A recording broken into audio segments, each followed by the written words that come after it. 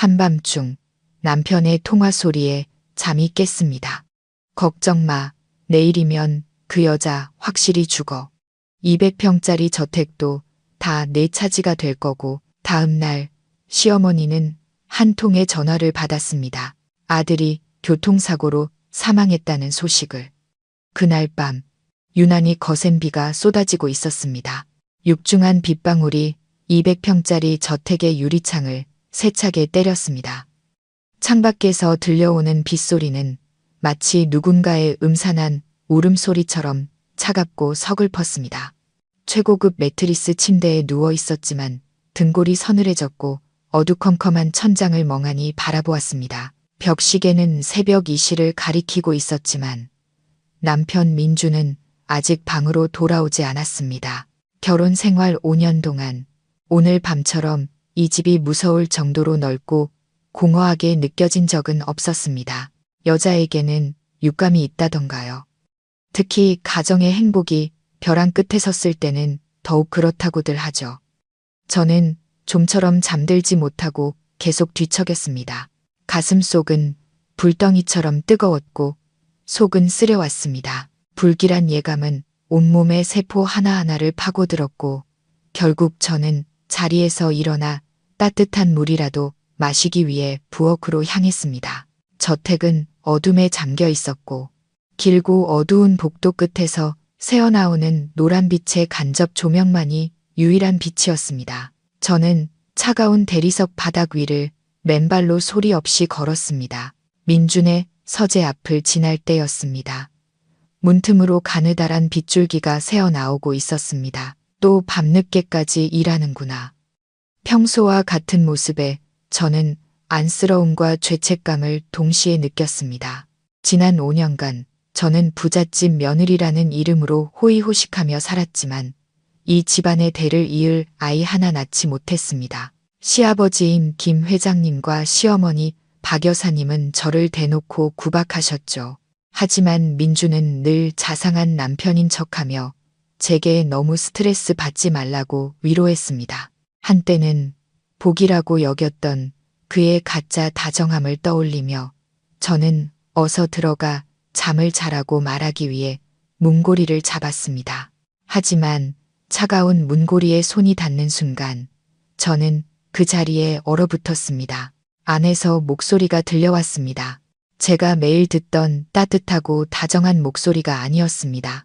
소름 끼치도록 차갑고 잔인한 낯선 목소리였습니다. 민주는 누군가와 통화 중이었습니다. 그는 분노와 초조함이 가득한 목소리로 이를 악물고 말하고 있었습니다. 걱정 마, 알아야. 모든 건 계획대로 완벽하게 준비됐어. 내일이 결혼 5주년 기념일인데 분위기 전환도 할 겸 그 여자 데리고 제주도에 갈 거야. 저는 그 자리에 못 박힌 듯 서 있었습니다. 심장이 터질 것처럼 세차게 뛰었습니다. 그 여자라니? 설마 나를 말하는 건가? 저는 숨을 죽이고 두꺼운 원목문에 귀를 바짝 갖다 댔습니다. 전화기 너머의 상대는 분명 여자였습니다. 민준의 목소리가 소름 끼치게 달콤해졌거든요. 그는 김 기사에게 이 일을 맡겼다고 말했습니다. 제주도 한라산 도로는 안개도 자주 끼고 외진 곳이라 핸들을 살짝만 꺾으면 차가 수십 미터 절벽 아래로 굴러 떨어질 거라고요. 그러면 사람들은 그저 단순한 교통사고로 생각할 거라고 했습니다. 좋은 소식 기다리고 있어. 쓸모없는 마누라만 죽어주면 이 저택이랑 수백억 대의 보험금은 전부 우리 차지가 되는 거야. 그 여자랑 그 집안 이제 정말 지긋지긋해. 눈앞이 핑 돌았습니다.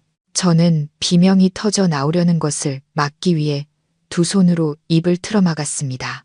다리가 풀려 차가운 벽에 몸을 기대지 않았다면 그대로 주저앉았을 겁니다. 지난 5년간 제 곁에서 잠들고 사랑한다며 저를 지켜주겠다던 남편이 저를 이렇게 잔인하게 죽일 계획을 세우고 있었다니. 그의 말 한마디 한마디는 날카로운 비수가 되어 제 심장을 헤집었습니다. 숨을 쉴 수 없을 만큼 고통스러웠습니다. 그의 가식적인 행복의 순간들이 머릿속을 스쳐 지나갔습니다. 기념일마다 안겨주던 화려한 장미 꽃다발, 부모님 앞에서 제게 먼저 반찬을 집어주던 자상한 모습. 그 모든 것이 인간의 탈을 쓴 짐승의 탐욕을 감추기 위한 완벽한 연극이었습니다. 그는 아라라는 여자와 바람을 피우고 있었고 제 재산을 가로채기 위해 저를 죽이려 하고 있었습니다. 방 안에서 민준의 발소리와 만족스러운 웃음소리가 들렸습니다. 그는 덧붙였습니다. 우리 부모님도 그 여자를 내쫓고 싶어 하셨어. 하지만 이렇게 해야 험한 소리 안 듣고 그 여자의 재산을 전부 합법적으로 차지할 수 있지. 내일 축배를 들 준비나 하고 있어. 뜨거운 눈물이 뺨을 타고 흘러내렸습니다. 당장이라도 뛰어들어가 그의 멱살을 잡고 따지고 싶었습니다. 내가 뭘 잘못했기에 이렇게까지 하냐고. 나는 당신 가족을 위해 헌신했고 당신 부모님의 멸시를 견뎠고 내 비자금까지 털어 당신 사업을 도왔는데 그 대가가 결혼기념일에 맞춰 치밀하게 계획된 사형 선고란 말인가. 하지만 이성은 지금 움직이면 안 된다고 말했습니다. 만약 지금 들이닥친다면 그는 증거를 인멸하기 위해 저를 그 자리에서 죽일지도 모릅니다. 그러면 제 죽음은 집안에서 일어난 사고나 돌연사로 위장될 겁니다. 그의 진짜 모습을 아는 사람은 아무도 없게 되겠죠.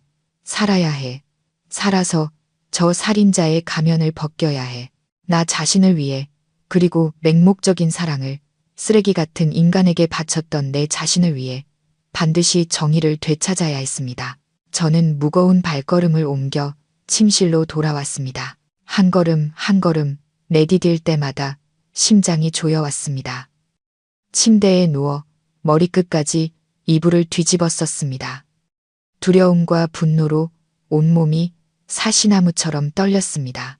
창밖의 빗소리는 여전히 거세게 몰아쳤습니다. 마치 이 집의 모든 더러움을 씻어내려는 듯이 그날 밤은 제 인생에서 가장 긴 밤이었습니다.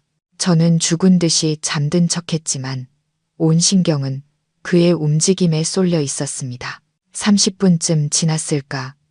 민준이 조심스럽게 문을 열고 방으로 들어왔습니다. 그는 평소처럼 제 옆에 누워 허리를 감싸 안았습니다.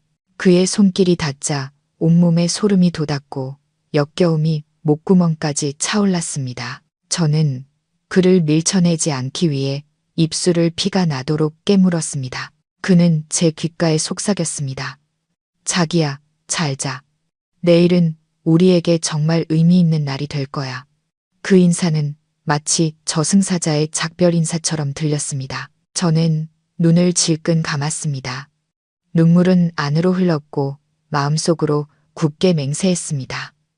민준 씨, 당신은 날 죽이고 싶겠지만 난 그렇게 쉽게 죽지 않아. 하늘이 보고 있어.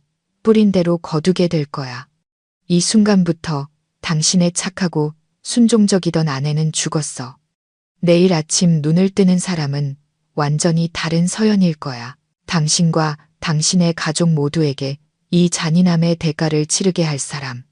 아침 햇살이 커튼을 뚫고 제 눈을 비췄습니다. 새로운 하루의 시작을 알리는 신호였습니다. 하지만 오늘 저에게는 더 이상 행복한 기념일이 아니었습니다. 생사를 건 전쟁의 시작일 뿐이었죠. 저는 평소보다 일찍 일어나 욕실로 가 찬물로 세수를 하며 정신을 차렸습니다. 밤새 울어 퉁퉁 부은 눈, 습한 얼굴을 보며 스스로에게 다짐했습니다. 침착해야 해. 저 교활한 여우 앞에서 행복한 아내 역할을 완벽하게 해내야 해. 절대 빈틈을 보여서는 안 돼. 저는 가볍게 화장을 해서 다크서클을 가리고 민준이 예쁘다고 칭찬했던 옥색 원피스를 골라 입었습니다. 아래층으로 내려가니 민준은 이미 일어나 부엌에서 분주하게 움직이고 있었습니다. 구수한 설렁탕 냄새가 집안에 가득했습니다. 저를 본 그는 환하게 웃으며 다가왔습니다. 그 눈빛에는 가짜 사랑이 가득했습니다. 일어났어. 자기가 제일 좋아하는 집 설렁탕 사왔어. 오늘 장거리 가야 하니까 든든하게 먹어야 경치 구경할 힘이 나지. 자기 좋아하는 대로 파마니 고기 많이 넣어달라고 특별히 부탁했어. 저는 김이 모락모락 나는 설렁탕 그릇을 보며 속이 메스꺼렸습니다. 예전 같았으면 이렇게 세심하게 챙겨주는 모습에 감동의 눈물을 흘리며 좋은 남편을 만나게 해준 하늘에 감사했을 겁니다. 하지만 지금 이 설렁탕을 보니 역겨운 가식만 느껴졌습니다. 저 세상으로 보내기 전 마지막으로 배불리 먹이려는 걸까? 아니면 이 안에 수면제라도 타서 차 안에서 쉽게 나를 해치려는 걸까? 저는 혐오감을 꾹 누르고 의자에 앉아 힘없이 미소 지었습니다. 고마워요, 여보. 정말 자상하네요. 민주는 제 맞은편에 앉아 숟가락을 건네며 식기 전에 어서 먹으라고 재촉했습니다. 그는 제가 먹는 모습을 빤히 쳐다보며 가끔 초조한 듯 벽시계를 힐끔거렸습니다. 그때 시부모님인 김 회장님과 박 여사님이 위층에서 내려오셨습니다. 저희 부부가 여행 갈 준비를 하는 것을 본 박 여사님은 입을 삐죽이며 빈정거렸습니다. 기념일은 무슨, 매년 꼬박꼬박 챙기네. 돈 아까운 줄도 모르고 집에서 대를 이을 생각이나 할 것이지 애 낳을 약이나 지어 먹을 생각은 안 하고 맨날 놀러 다닐 궁리만 해. 애 못 낳는 여자는 온몸에 금을 발라도 쓸모없는 거야. 박 여사님의 가시 돋친 말은 제 가슴에 소금을 뿌렸습니다. 지난 5년간 단 하루도 저런 모욕적인 말을 듣지 않은 날이 없었습니다. 저는 아이를 갖기 위해 수백 첩의 한약을 마셨고 전국의 유명한 절이란 절은 다 찾아다니며 빌었습니다. 육체적, 정신적 고통을 모두 감내했지만 결과는 언제나 실패였습니다. 시댁 식구들은 모든 것을 제 탓으로 돌렸고 저를 집안의 가시처럼 대를 끊는 원흉처럼 여겼습니다. 민준이 황급히 어머니를 말렸습니다. 어머니, 그런 말씀하시면 서연이가 속상해하잖아요. 오늘 저희 좋은 날인데 좀 봐주세요. 이번에 여행 가서 마음 편히 지내다 보면 좋은 소식이 있을지 누가 알아요. 김 회장님은 차갑게 콧방귀를 뀌며 소파에 앉아 신문을 펼쳤습니다. 제게는 눈길 한번 주지 않았습니다. 어딜 가든 마음대로 해. 그 몸뚱이나 잘 간수하고 새로 산 차가 몇 억짜린데 운전 조심해서 흠집 하나 나지 않게 해. 저는 뜨거운 숯을 삼키듯 설렁탕을 억지로 넘겼습니다. 이 가족의 냉대와 눈앞에 앉은 남편의 잔인함은 제가 이곳에서 가족의 행복이라는 것을 지키려 했던 것이 얼마나 어리석었는지를 깨닫게 했습니다. 저는 몰래 휴대폰의 녹음 기능을 켜고 가방 깊숙이 숨겼습니다. 증거가 필요했습니다. 오늘 민준의 모든 거짓말과 비정상적인 행동을 기록해야 했습니다. 식사를 마치자 민준은 서둘러 차로 가자고 재촉했습니다. 그는 매우 조급해 보였고 계속해서 휴대폰을 확인했습니다. 저는 그가 차 키를 심 때 손이 미세하게 떨리는 것을 보았습니다. 두려운 걸까? 아니면 범죄의 순간을 앞두고 흥분한 걸까? 저는 밖으로 나갔습니다.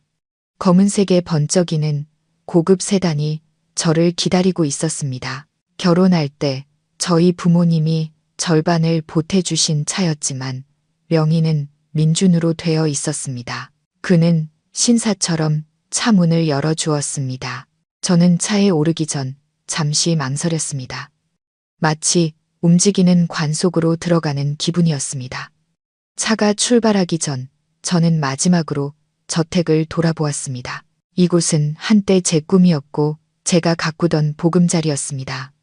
하지만 이제는 제 청춘과 믿음을 묻어버린 무덤이 되었습니다. 저는 스스로에게 약속했습니다. 오늘 내가 살아서 돌아온다면 이 잔인한 인간들을 모두 여기서 내쫓을 거라고. 이 집, 이 땅의 일부는 내 피와 땀이 깃들어 있어. 저들이 이렇게 날로 빼앗게 두지 않을 거야. 민준이 시동을 걸자 차는 부드럽게 대문을 빠져나갔습니다. 그는 우리가 결혼식 날 들었던 로맨틱한 사랑 노래를 틀었습니다. 감미로운 음악 소리가 좁은 차 안에 울려 퍼지자 오히려 공기는 더욱 숨막히게 느껴졌습니다. 저는 앞만 보고 조용히 앉아 있었습니다. 안전벨트를 꽉 쥐고 운명의 여정을 위한 마음의 준비를 했습니다. 가방 속 휴대폰은 조용히 모든 숨소리와 움직임을 기록하며 곧 일어날 범죄의 증인이 될 준비를 하고 있었습니다. 차는 고속도로를 쏜살같이 달리며 시끄러운 도시를 뒤로 했습니다.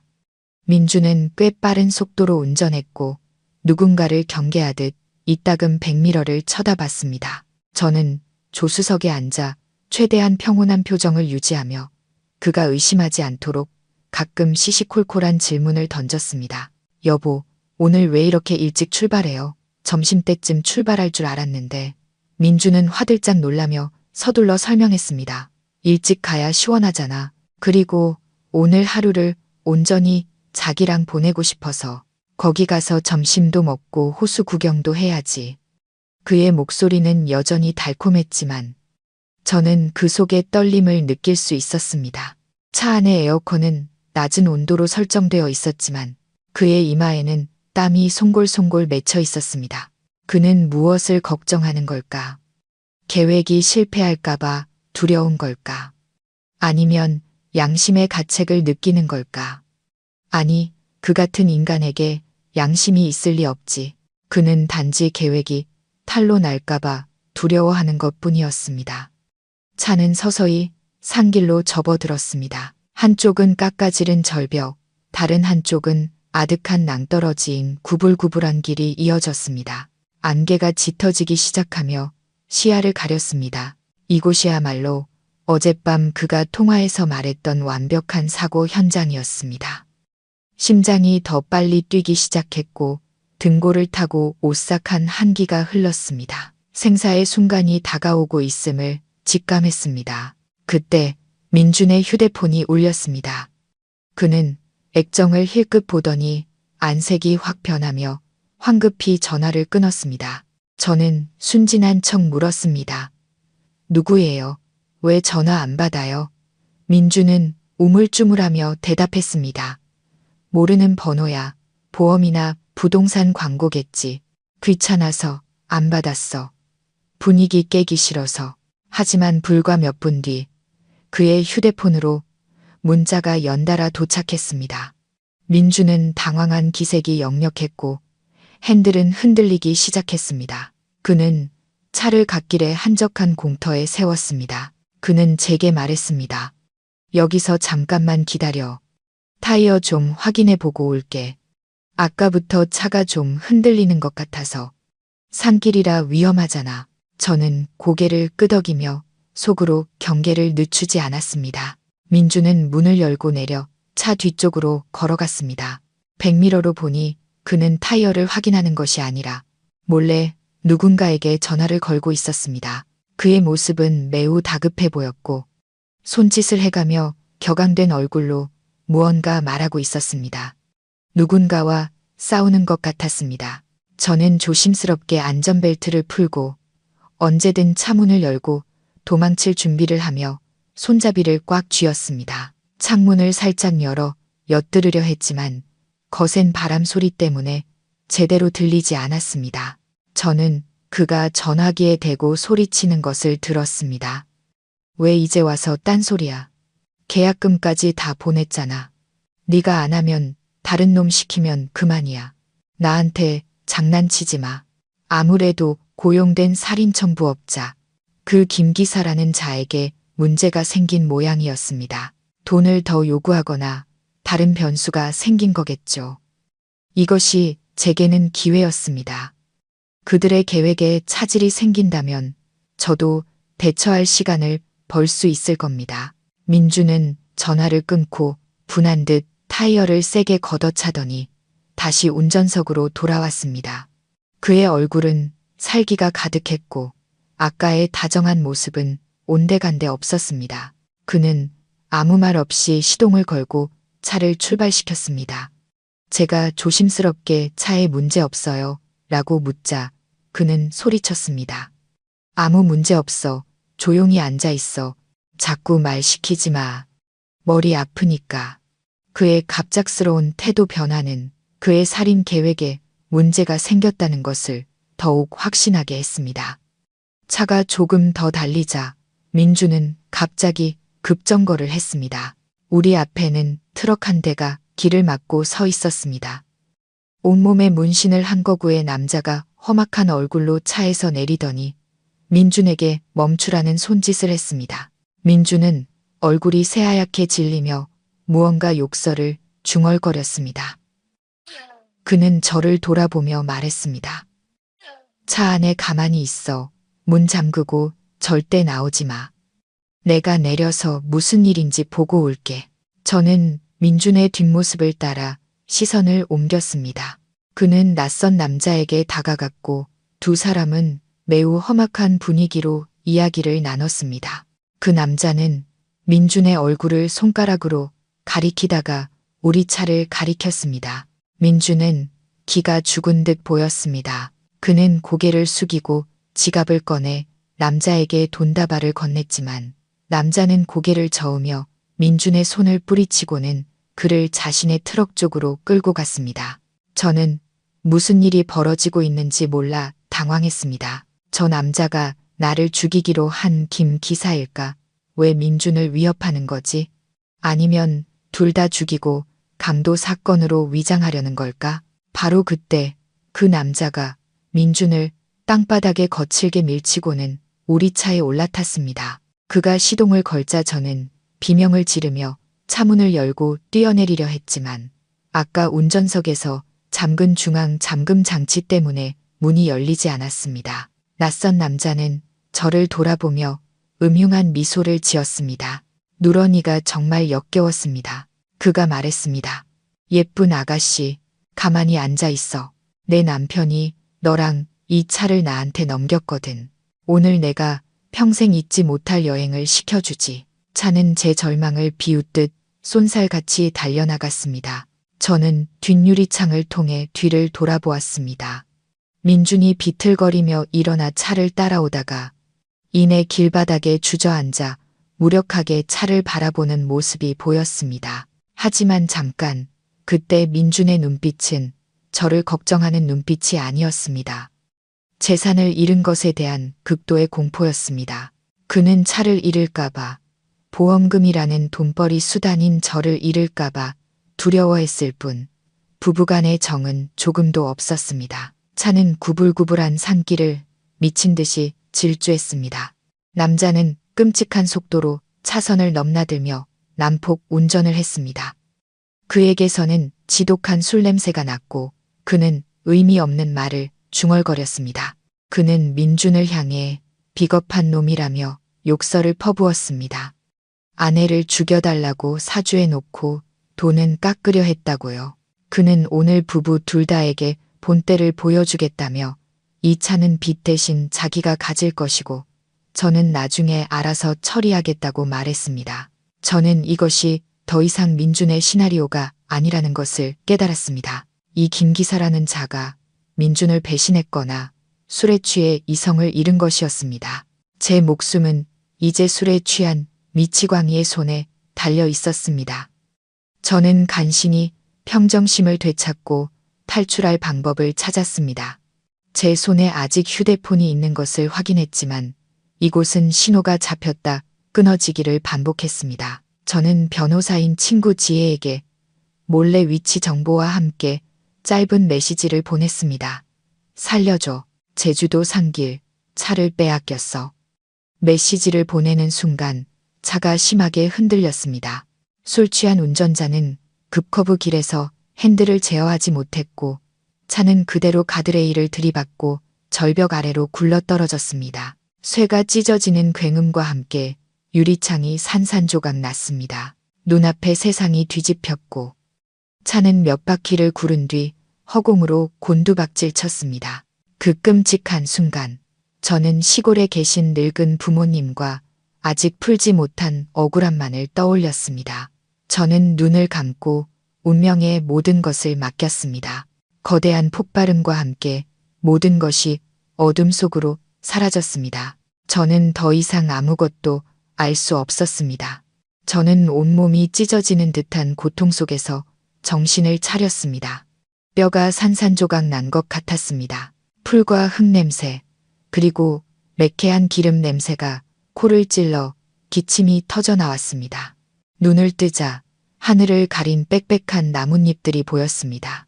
잠시 후에야 무슨 일이 있었는지 겨우 정신을 차릴 수 있었습니다. 차가 절벽으로 추락하던 순간 조수석 문이 가드레일에 부딪히면서 열렸던 겁니다.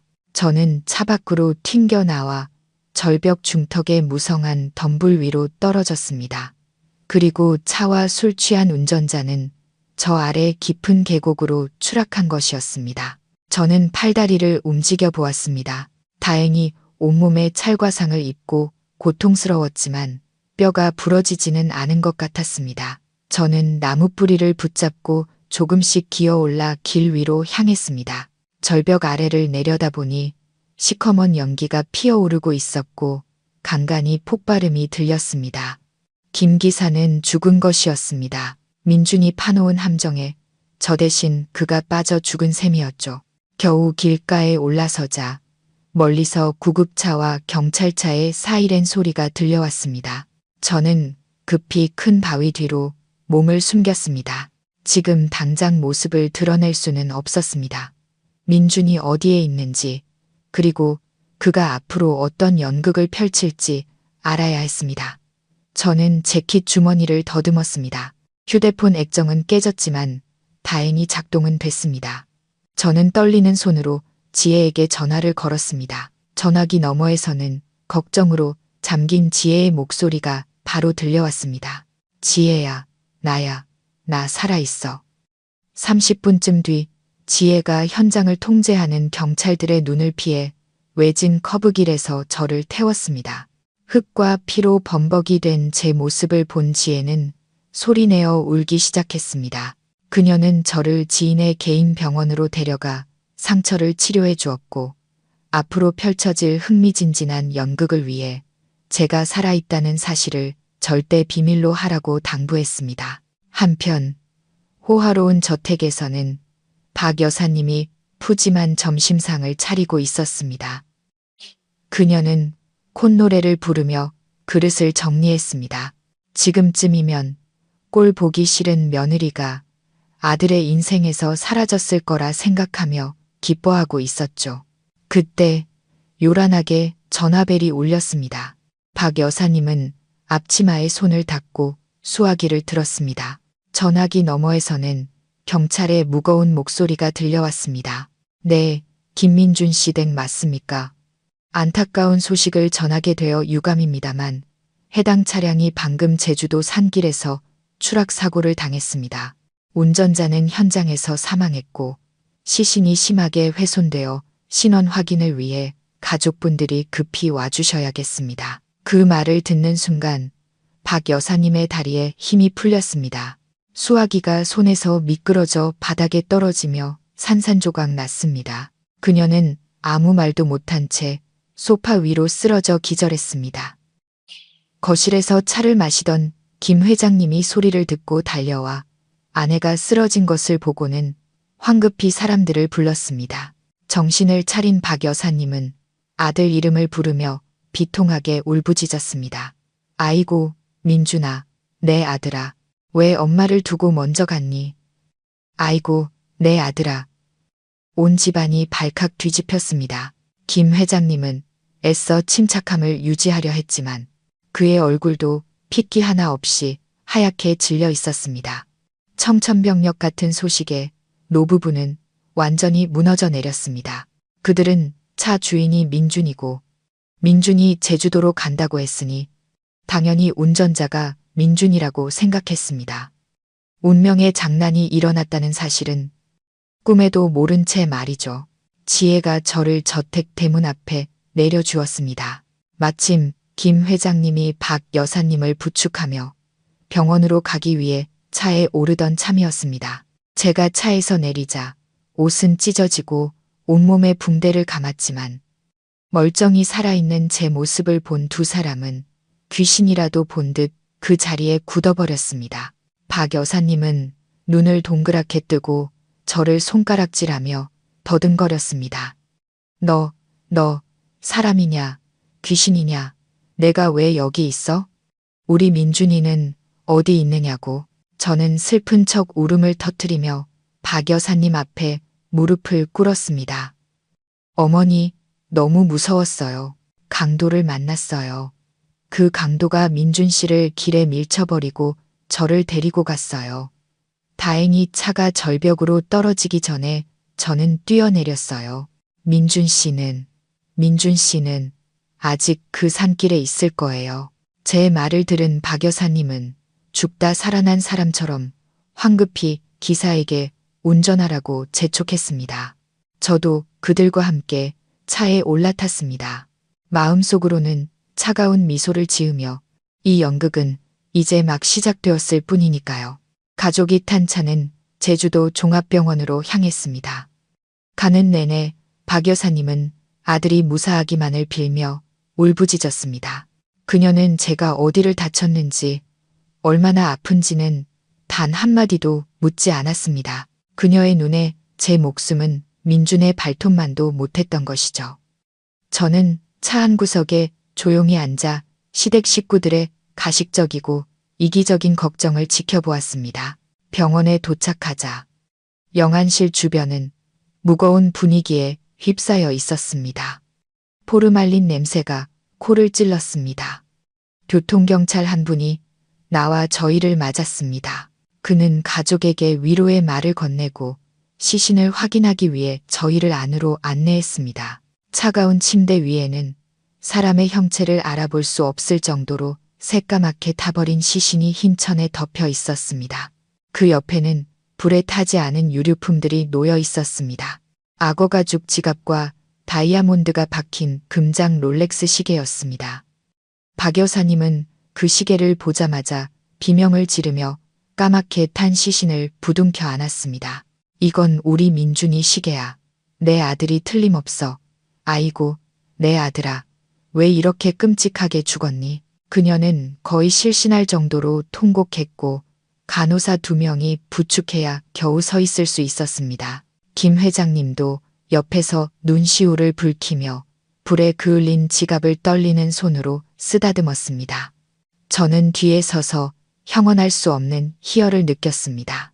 그 지갑과 시계는 분명 민준의 것이었지만 김 기사가 그를 차에서 밀치기 전에 빼앗은 것이 틀림없었습니다. 그리고 이제 그 값비싼 물건들이 그의 부모가 원수의 시신을 아들로 착각하게 만든 것이죠.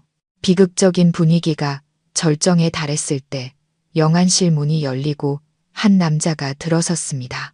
옷은 흙투성이었고 비틀거리며 걷는 모습이었습니다. 바로 민준이었습니다. 방 안은 순간 정적에 휩싸였습니다. 통곡하던 박 여사님은 갑자기 울음을 멈추고 고개를 들어 방금 들어온 사람을 멍하니 쳐다보았습니다.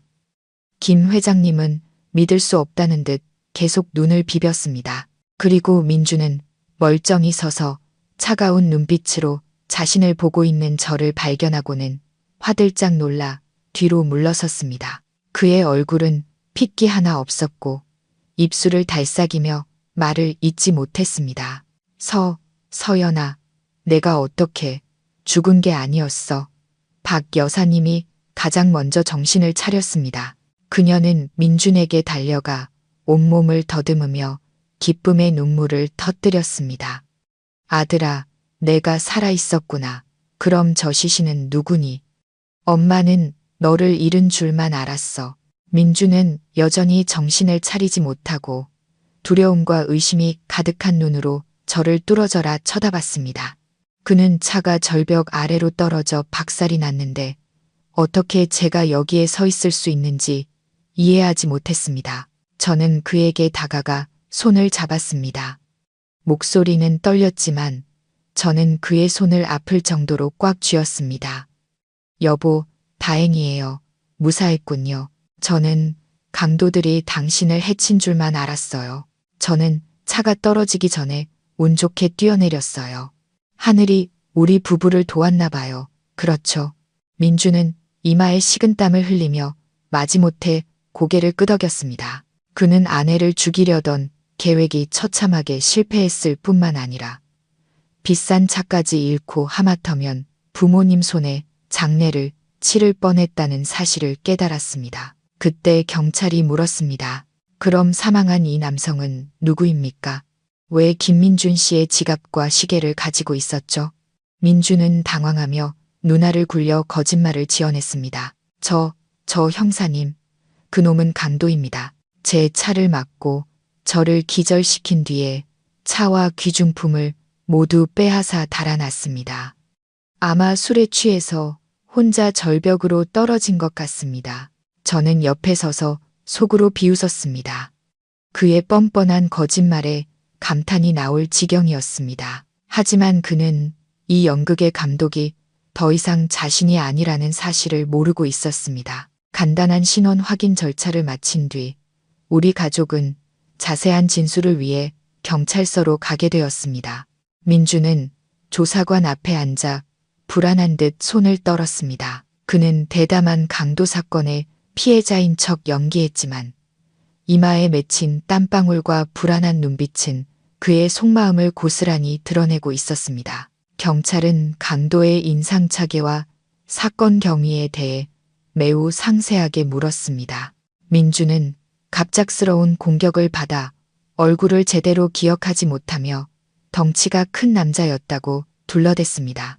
심지어 오토바이를 탄 공범도 있었다고 거짓말을 보탰습니다.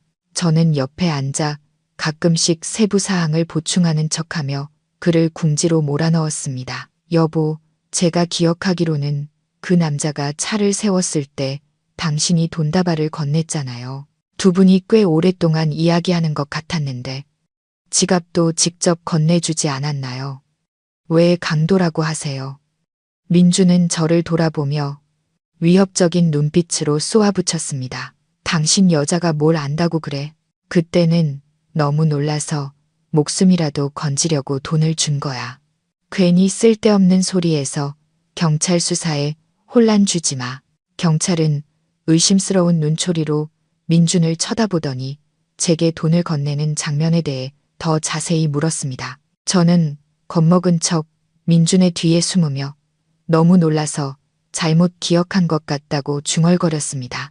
하지만 저는 이미 수사관들의 마음에 의심의 씨앗을 심었다는 것을 알았습니다. 경찰이 피해자의 시신에서 발견된 지갑을 내밀자 민주는 범죄의 증거를 본 듯 움찔했습니다. 그는 지갑을 돌려받기를 주저했습니다.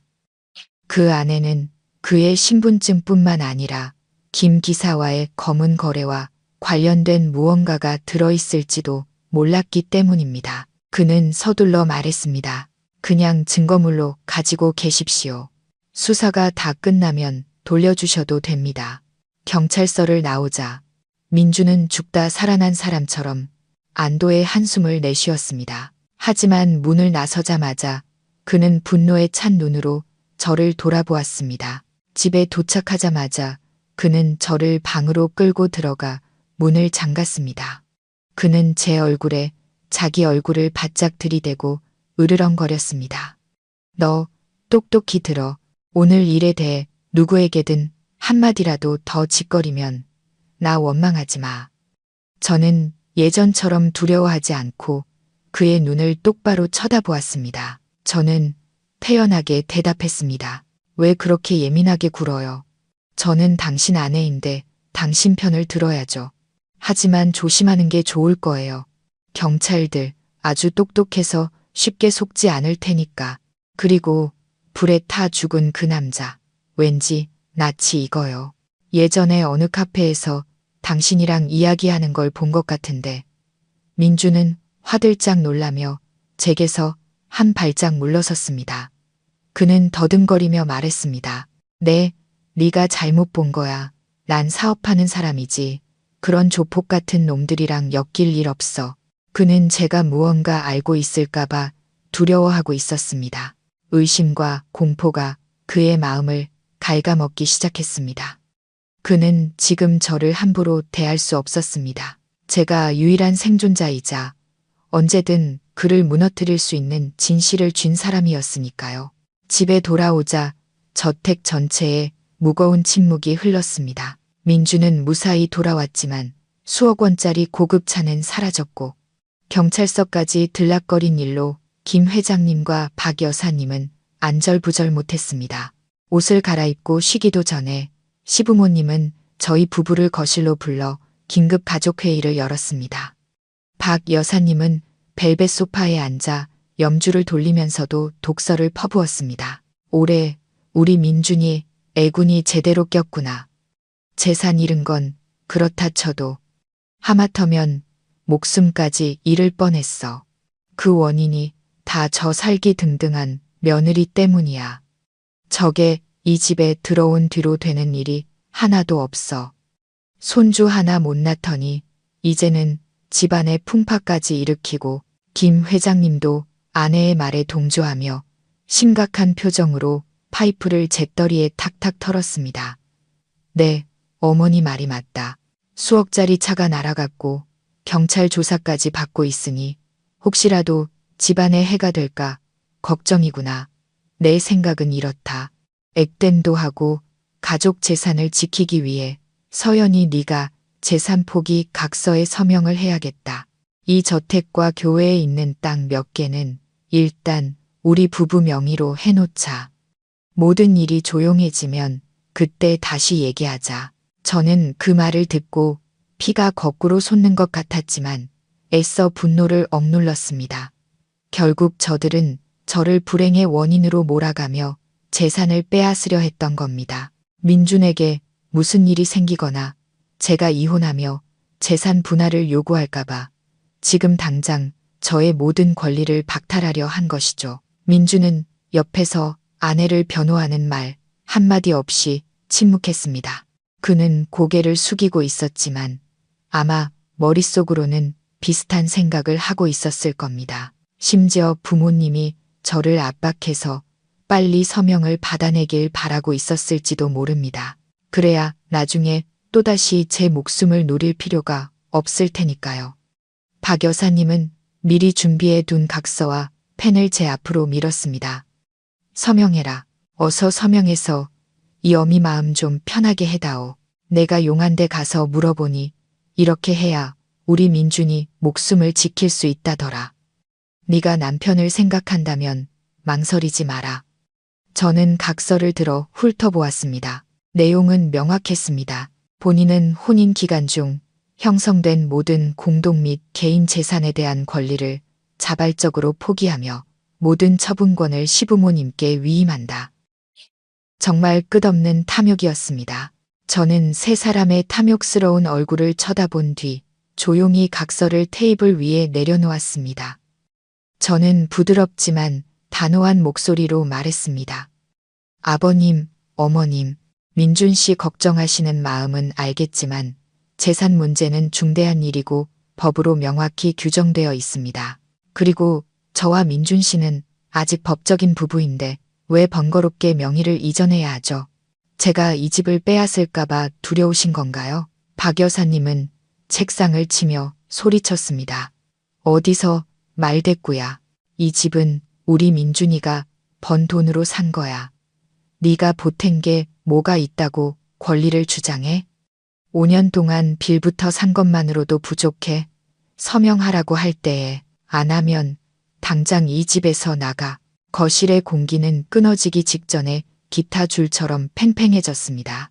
박 여사님의 고함이 넓은 집안에 울려 퍼졌습니다. 민준은 여전히 조각상처럼 앉아 제 태도를 살폈습니다. 그는 제가 평소처럼 울며불며 사정한 뒤 조용히 일을 마무리하기 위해 서명할 것이라 생각했겠죠. 하지만 그는 틀렸습니다. 저는 천천히 가방을 열어 파란색 파일 하나를 꺼냈습니다. 이런 날을 대비해 오랫동안 소중히 보관해온 것이었습니다. 저는 공증사무소의 붉은 직인이 찍힌 서류 한 장을 꺼내 박 여사님의 터무니없는 각서 위에 가볍게 올려놓았습니다. 저는 미소를 지으며 말했습니다. 아버님, 어머님, 그리고 민준 씨. 이 서류는 잊으셨나 봐요. 2년 전 민준 씨가 맹장 수술을 받기 전에 만일의 사태를 대비해 작성했던 유언장이에요. 여기에는 만약 민준 씨에게 무슨 일이 생길 경우 이 저택과 모든 예금, 회사 지분을 포함한 전 재산을 유일한 법적 상속인인 아내, 저 이서연에게 남긴다고 분명히 명시되어 있어요. 세 사람은 마치 벼락이라도 맞은 듯 눈을 동그랗게 뜨고 유언장을 쳐다보았습니다. 박 여사님은 서류를 낚아채듯 가져가 떨리는 손으로 한 글자 한 글자 읽어내려갔습니다. 그녀는 자신의 눈을 믿을 수 없었습니다. 분명 민준의 서명이었고 공증 도장도 진짜였습니다. 민준은 얼굴이 새하얗게 질렸습니다. 그는 그제야 기억이 난 듯했습니다. 당시 그는 저를 영원한 사랑으로 속여 제 비자금을 모두 그의 사업에 투자하게 만들려고 로맨틱한 연극을 했던 것입니다. 그는 자신이 젊고 건강하니 죽을 리 없다고 생각하며 아내의 마음을 얻기 위해 가볍게 유언장을 썼던 것이죠. 하지만 그 종이 한 장이 이제는 제 목숨을 지키는 부적이자 그의 목을 조르는 올가미가 되었습니다. 저는 말을 이었습니다. 여전히 목소리는 차분했습니다. 민준 씨는 이렇게 멀쩡히 살아있으니 물론 이 유언장은 효력이 없어요. 하지만 이것은 남편의 뜻이 모든 것을 제게 남기고 싶었다는 것을 증명하죠. 그런데 왜 지금 아버님, 어머님은 제게 재산 포기를 강요하시는 건가요? 아들의 뜻을 거스르려는 건가요? 아니면 아들이 빨리 죽기를 바라며 며느리와 재산 다툼을 하려는 건가요? 김 회장님은 아무 말도 하지 못했습니다. 박 여사님은 분노로 얼굴이 파랗게 질려 손에 쥔 각서를 구겨버렸습니다. 민주는 그 자리에 앉아 옴짝달싹 못했습니다. 그는 유언장을 부인할 수 없었습니다. 그것은 스스로 자신의 뺨을 때리는 격이었으니까요. 감정을 이용한 사기꾼임을 인정하는 동시에 스스로를 저주했다는 꼴이 되었습니다. 그는 만약 이를 크게 벌이면 제가 모든 것을 폭로할까봐 두려워했습니다. 그때는 재산뿐만 아니라 명예까지 잃게 될 테니까요. 저는 유언장을 다시 가방에 조심스럽게 넣었습니다. 저는 자리에서 일어나 한 사람 한 사람의 얼굴을 똑바로 쳐다보며 말했습니다. 피곤하네요. 먼저 방에 들어가 쉬겠습니다. 앞으로 재산 이야기는 더 이상 꺼내지 말아주세요. 제 것은 제 것이고 누구도 빼앗을 수 없으니까요. 그리고 자기 것이 아닌 것을 탐하면 언젠가 반드시 혹독한 대가를 치르게 될 겁니다. 그 말을 남기고 저는 세 사람의 당혹스러움과 분노를 뒤로 한 채 돌아섰습니다. 저는 굳건한 발걸음으로 계단을 올랐습니다. 마음이 그 어느 때보다 가벼웠습니다. 이 전쟁의 첫 번째 라운드는 제가 이겼습니다. 하지만 진짜 폭풍은 아직 시작되지 않았다는 것을 알고 있었습니다. 민주는 가만히 있지 않을 것이고 저는 그의 다음 음모에 대비해야 했습니다. 다음 날 아침 저는 액땜을 위해 절에 간다는 핑계를 대고 사실은 지혜의 법률 사무소로 향했습니다. 지혜는 제 대학 시절 가장 친한 친구이자 똑똑하고 날카로우며 언제나 정의의 편에 서는 여자였습니다. 지혜의 사무실은 서울의 한강이 내려다 보이는 고층 빌딩 10층에 있었습니다. 조용하고 독립된 공간은 비밀스러운 대화를 나누기에 아주 적합했습니다. 제가 사무실로 들어서는 것을 보자마자 지혜는 달려와 저를 꼭 안아주었습니다. 그녀는 제 어깨를 어루만지며 아직도 떨리는 목소리로 아픈 곳은 없는지, 상처는 괜찮은지 물었습니다. 지혜의 진심 어린 걱정에 저는 울컥했습니다. 온통 거짓과 잔인함으로 가득한 이 세상에서 지혜의 우정은 저를 버티게 해주는 유일한 버팀목이었습니다. 저는 자리에 앉아 제가 전화통화를 엿들은 그날 밤부터 경찰서에서 벌어진 민준의 서투른 연극까지 모든 것을 털어놓았습니다. 지혜는 제 이야기를 들으며 미간을 찌푸렸습니다. 그녀의 손은 책상 위 볼펜을 하얗게 질릴 정도로 꽉 쥐고 있었습니다. 시댁 식구들이 제게 재산 포기 각서에 서명하라고 강요했다는 대목에 이르자 지혜는 분노의 차책상을 내리쳤습니다. 그것들은 정말 인간도 아니야. 아내를 죽이려 한 것도 모자라 재산을 날로 먹으려고 해. 서연아, 네가 너무 착해서 그래. 나였으면 당장 그 집안 사람들 길바닥에 나앉게 만들었을 거야. 하지만 잘했어. 그 유언장은 그들의 허를 찌르는 아주 강력한 한방이었어. 이제 우리는 그들을 막다른 길로 몰아넣을 완벽한 법적 계획을 세워야 해. 지혜는 두꺼운 서류철을 꺼내 구체적인 계획을 세우기 시작했습니다. 그녀는 민준의 외도는 이혼 소송에서 유리한 고지를 점하게 해주지만 살인 교사 혐의로 그를 감옥에 보내려면 불분명한 녹음 파일 이상의 확실한 증거가 필요하다고 분석했습니다. 우리는 민준과 저 대신 죽은 김 기사와의 연관성을 찾아야 했습니다. 민준이 김 기사를 고용해 저를 살해하려 했다는 것을 증명한다면 그는 무기징역이나 사형을 선고받을 수도 있었습니다. 지혜는 또한 민준이 당황해서 재산을 빼돌리는 것을 막기 위해 몰래 공동 재산에 대한 동결 신청을 해야 한다고 조언했습니다. 그녀는 제가 법원과 수사기관에 제출할 고소장을 작성하는 것을 도와주겠다고 했습니다. 지혜는 제 눈을 똑바로 보며 단호하게 말했습니다. 서연아, 강해져야 해. 이 싸움은 단순히 돈 때문이 아니라 내 명예와 목숨을 위한 거야. 내가 내 뒤에서 전적으로 지원할게. 우리 그 배신자의 가면을 벗겨서 세상에 알려주자. 저는 고개를 끄덕였습니다. 제 마음은 결의로 가득 찼습니다. 저는 지혜에게 민준의 내연 여인 아라에 대해 조사해줄 유능한 사설 탐정을 소개해달라고 부탁했습니다. 그녀가 누구인지, 김 기사와는 어떤 관계인지, 그리고 가장 중요하게는 민준의 비밀을 얼마나 알고 있는지 알아야 했습니다. 적을 알고 나를 알면 100번 싸워도 위태롭지 않다고 했습니다. 저는 민준의 가장 큰 약점, 바로 그의 두려움과 탐욕을 파고들 것입니다. 법률 사무소를 나서자 저는 마치 새로운 힘을 얻은 것 같았습니다. 오늘 서울의 하늘은 유난히 맑았지만 저는 거대한 폭풍이 저 저택을 덮칠 준비를 하고 있다는 것을 알았습니다. 저는 전자제품 상점에 들러 전문가용 녹음펜과 초소형 카메라 몇 개를 샀습니다. 저는 그 집을 민준이 제 발로 걸어 들어올 덫으로 만들 것입니다. 집에 돌아오니 여전히 무거운 공기가 감돌았습니다. 민준은 외출 중이었습니다.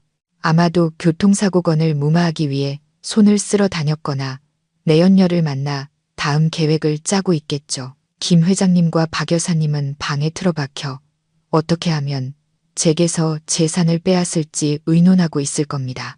이것이야말로 제게 주어진 절호의 기회였습니다. 저는 조심스럽게 민준의 서재로 향했습니다.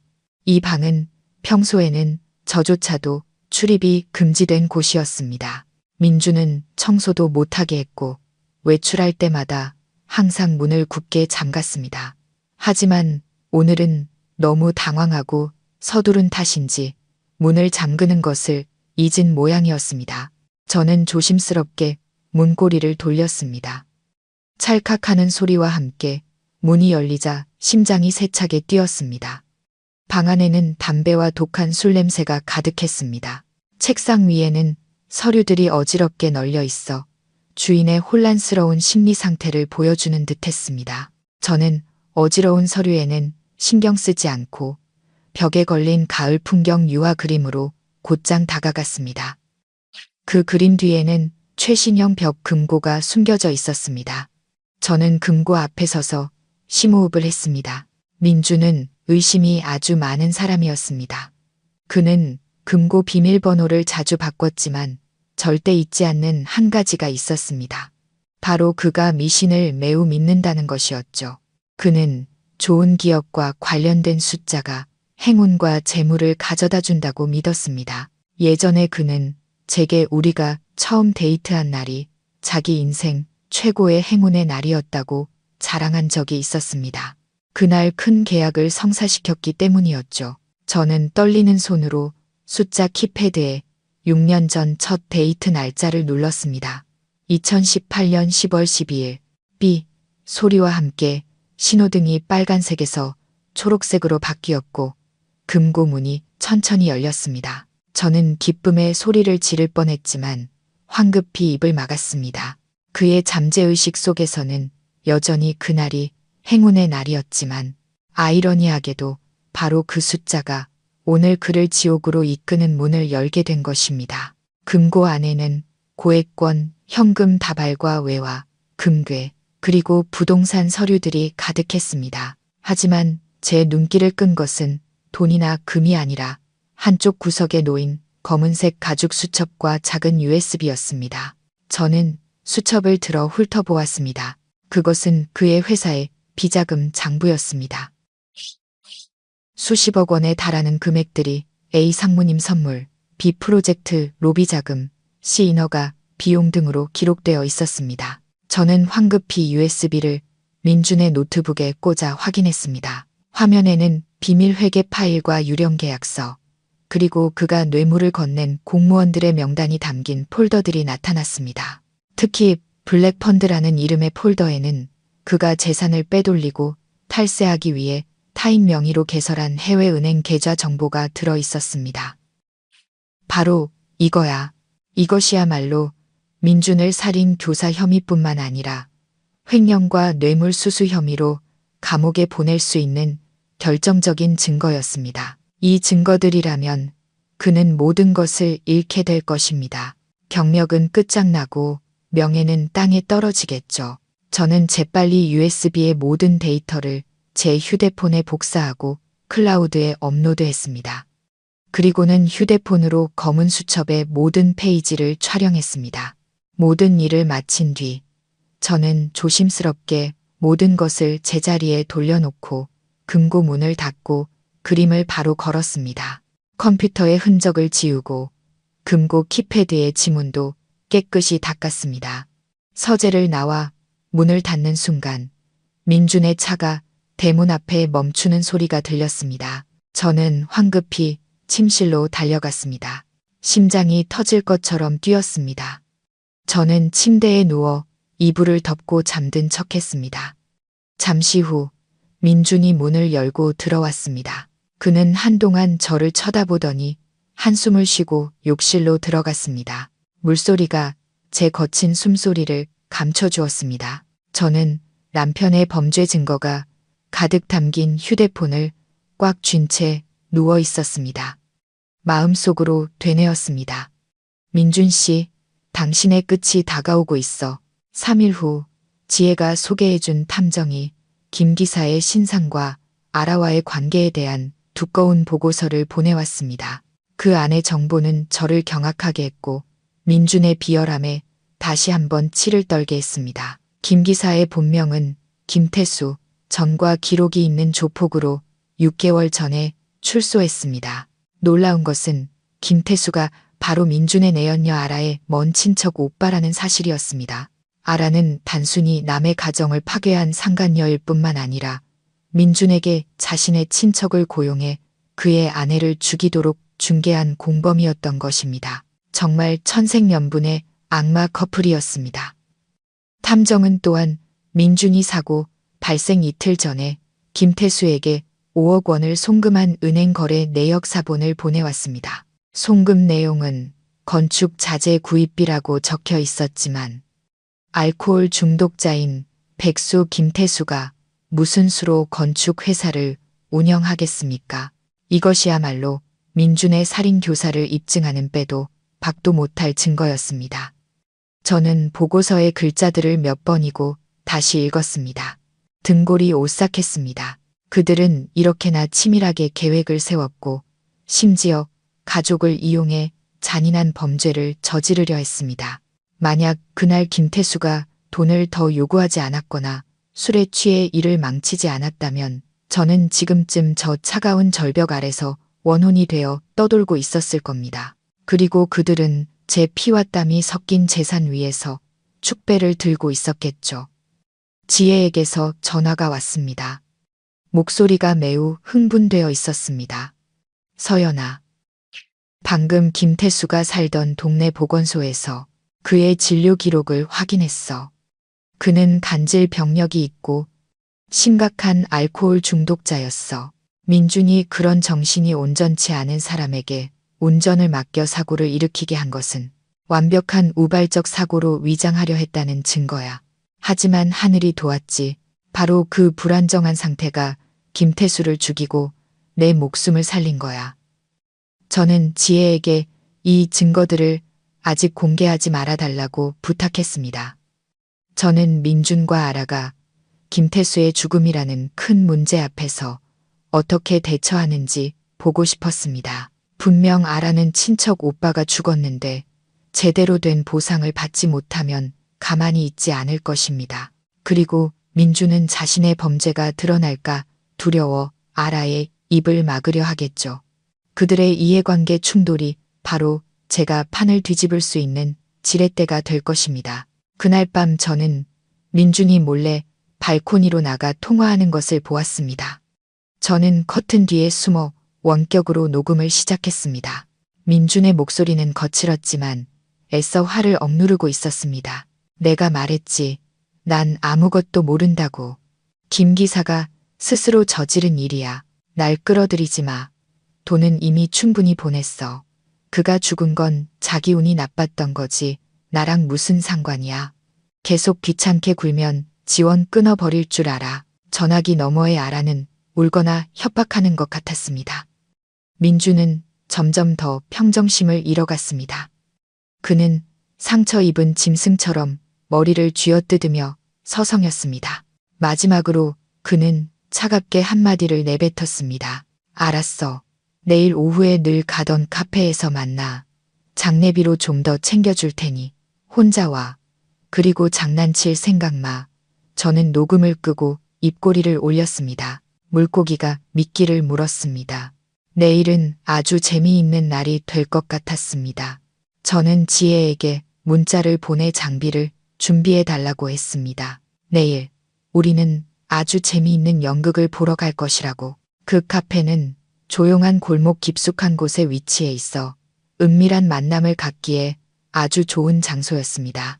저와 지혜는 30분 먼저 도착해 큰 화분들로 가려져 있으면서도 민준이 항상 앉는 자리가 잘 보이는 구석 테이블에 자리를 잡았습니다. 우리는 아침 일찍 지혜가 두둑이 팁을 챙겨준 직원의 도움을 받아 그 테이블 밑에 이미 카메라와 도청 장치를 설치해 두었습니다. 오후 3시 정각 민준이 나타났습니다. 그는 선글라스를 끼고 모자를 푹 눌러 쓴 채 주위를 살피며 조심스럽게 들어왔습니다. 그는 자리에 앉아 설탕 없는 블랙커피를 시키고 초조한 듯 계속해서 손가락으로 테이블을 두드렸습니다. 10분 후 한 젊은 여자가 들어왔습니다. 아라였습니다. 그녀는 젊고 아름다웠으며 옷차림도 세련됐지만 얼굴은 퉁퉁 붓고 눈은 빨갛게 충혈되어 있었습니다. 자리에 앉자마자 아라는 테이블을 치며 목소리는 낮췄지만 날카롭게 말했습니다. 어떻게 하실 거예요? 우리 오빠는 억울하게 죽었고 가족들은 소송을 걸겠다고 난리예요. 그냥 가짜 사고라고 했잖아요. 왜 진짜 죽게 만든 거예요? 혹시 입막음하려고 일부러 죽인 거 아니에요? 민주는 눈을 부릅뜨고 아라를 쏘아보며 으르렁거렸습니다. 입 다물어. 그놈이 술을 퍼마시고 절벽으로 떨어진 걸 나보고 어쩌라고. 난 분명 가볍게 가드레일만 들이받으라고 했어. 멍청하게 죽은 건 자기 탓이지. 이제 와서 뭘 어쩌자는 거야. 우리 다 같이 감옥이라도 가자는 거야. 아라는 손수건으로 눈물을 닦으며 흐느꼈습니다. 말은 쉽게 하시네요. 이제 오빠 처자식들은 어떡해요? 책임지셔야죠. 그 5억 원은 오빠 도박 빚 갚기에도 부족해요. 10억 원 더 주세요. 그러면 가족들 설득해서 합의서 받아줄게요. 그냥 불의의 사고로 처리하는 걸로. 민주는 비웃었습니다. 잘생긴 얼굴이 흉하게 일그러졌습니다. 10억, 내가 돈을 찍어내는 줄 알아? 아직 내 마누라가 안 죽어서. 재산은 그대로 그 여자 손에 있는데 내가 무슨 수로 돈을 마련해. 나도 지금 경찰 때문에 골치 아파 죽겠어. 나 너무 몰아붙이지 마. 궁지에 몰린 개는 사람도 무는 법이야.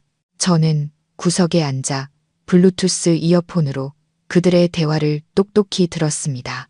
피가 거꾸로 솟았습니다.